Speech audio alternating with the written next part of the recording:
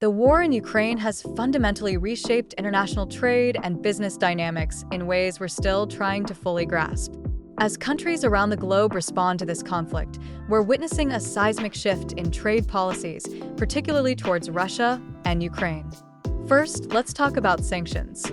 Many nations, especially in the West, have imposed stringent sanctions on Russia. These measures target key sectors like energy, finance, and technology. The goal? To cripple Russia's economy and limit its ability to fund the war. This has led to a significant reduction in trade between Russia and many Western countries.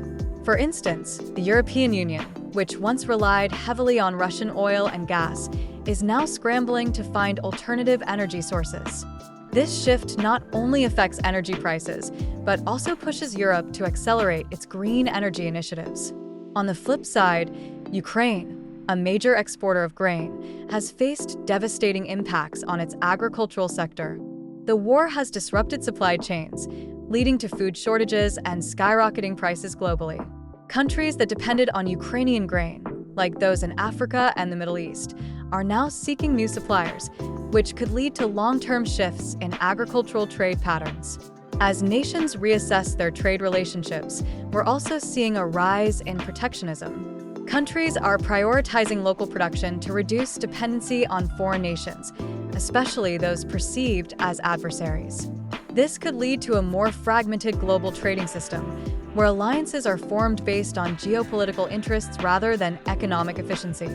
Moreover, businesses are adapting to this new landscape. Companies are reevaluating their supply chains, looking for ways to minimize risk. This means diversifying suppliers and investing in local production. While this might increase costs in the short term, it could lead to more resilient business models in the long run. The potential outcomes of these changes are vast. We might see a reconfiguration of global trade routes, with countries in Asia and Africa stepping up as new trade partners. Additionally, the ongoing conflict could accelerate technological advancements as nations invest in defense and cybersecurity, reshaping industries worldwide. In conclusion, the war in Ukraine is not just a regional conflict, it's a catalyst for a global transformation in trade and business.